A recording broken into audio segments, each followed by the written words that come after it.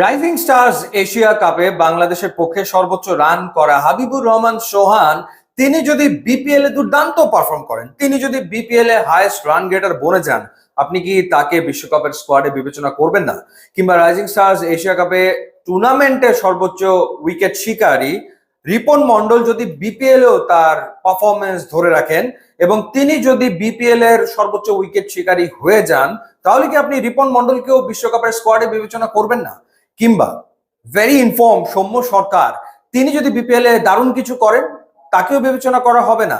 কিংবা সাব্বির রহমান তিনি যদি একটা অপ্রত্যাশিত কামব্যাক করেন বিপিএল এ, মানে এমন পারফরমেন্স করলেন সাব্বির রহমান, তো সেই ক্ষেত্রে তাকেও কি আর বিবেচনা করা হবে না? তাহলে টি-20 বিশ্বকাপের স্কোয়াড যে রেডি এমনটা ভাবা হচ্ছে বা বলা হচ্ছে, আসলে কি বাস্তবতা তাই? আমার তো সেটা আসলে মনে হয় না। সবচেয়ে বড় যে ঘাটতির জায়গাটা সেটা হচ্ছে বাংলাদেশের মিডল অর্ডার ব্যাটিং, স্পেশালি 5 এবং 6-এ এই গত এক বছর ধরে যারা খেলছেন তাদের ওপরে কি বিশ্বকাপে আস্থা রাখবে বাংলাদেশ ক্রিকেট বোর্ড? আমরা যদি তাদের পারফরমেন্সের দিকে তাকাই, শামীম পাটোয়ারি যাকে নিয়ে অনেক আলোচনা হয়েছে, আয়ারল্যান্ডের বিপক্ষে টি-20 সিরিজে প্রথমে তিনি বাদ পড়েছেন, থার্ড ম্যাচে তাকে আবার দলভুক্ত করা হয়েছে। শামীম পাটোয়ারি 21 ইনিংস খেলেছেন 2025 সালে, রান করেছেন 261, তার গড় হচ্ছে মাত্র 15.35, স্ট্রাইক রেট 121.39 এবং 21 ইনিংসে তার কোনো 50 নাই এবং স্ট্রাইক রেটও আহামরি তো কিছু না, 121.39। এবার আরেকজনকে নিয়ে যদি আমরা আলোচনা করি, জাকের আলী অনেক। জাকের আলী অনেক 2025-এ 23টা ইনিংসে ব্যাট করার সুযোগ পেয়েছেন, রান করেছেন 378, তার গড় হচ্ছে 22.23 এবং তার স্ট্রাইক রেট 123.93।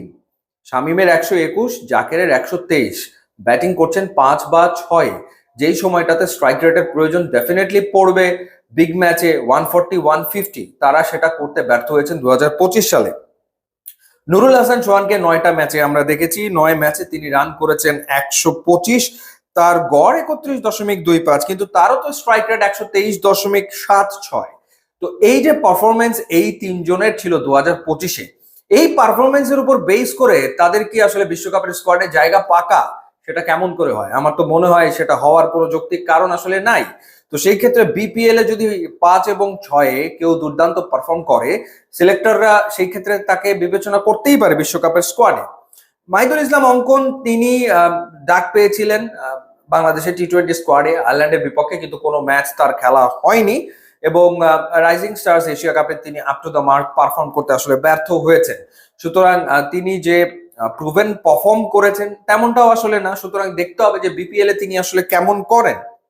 তো সেই ক্ষেত্রে ওয়ার্ল্ড কাপ স্কোয়াড সেটল সেটা ভাবার কোনো সুযোগ আছে বলে আমার কাছে অন্তত মনে হয় না। হ্যাঁ, কিছু প্লেয়ার তো নিশ্চিতভাবেই থাকবেনই, যেমন নাসুম আহমেদ যেরকম খেলেছেন, রিশাদ খেলেছেন, শেখ মাহাদি পারফর্ম করেছেন, লিটন দাস, সাইফ হাসান পারফর্ম করেছেন, তানজিদ হাসান তামিম অ্যামেজিং একটা বছর কাটিয়েছেন, তাসকিন আহমেদ দুর্দান্ত পারফর্ম করেছেন, মুস্তাফিজ তার ব্যাপারে নতুন করে বলার কিছু নাই, কিংবা তাওহিদ হৃদয়, তারা নিশ্চিতভাবেই তাদের জায়গা ওয়ার্ল্ড কাপ স্কোয়াডে তো ধরে রাখবেনই।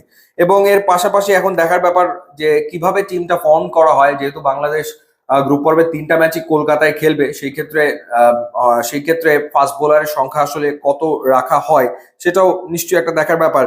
এছাড়া তানজিম হাসান সাকিব রয়েছেন, শরীফুল রয়েছেন, তারাও মোটামুটি জায়গা হয়তো ডেফিনেটলি ধরে রাখবেন। বাট মূল কনসার্নের জায়গা কোনটা, সেটা হচ্ছে মিডল অর্ডার, স্পেশালি নাম্বার 5 এবং নাম্বার 6 ব্যাটার। টি-20-তে যেটা খুবই গুরুত্বপূর্ণ, সেইখানে কেউ তো ফিক্সড না এবং কেউ ওই জায়গাটাতে খুব ভালো পারফর্ম করতে পারেননি। সুতরাং আমার মনে হয় যে বিপিএল এই কারণে গুরুত্বপূর্ণ এবং দেখারও ব্যাপার রয়েছে যে বিপিএল এ আসলে কে কেমন পারফর্ম করে। অ্যামেজিং কোনো পারফর্মার যদি পাওয়া যায়, why not in world cup squad, সেটা ডেফিনেটলি আমার মনে হয় সিলেক্টররা চিন্তা করবে। আপনার কি মনে হয় ডেফিনেটলি জানাবেন, ইউটিউব ইনস্টাগ্রাম লিঙ্ক আছে, যোগ দিলে খুবই খুশি হব। And thanks for watching.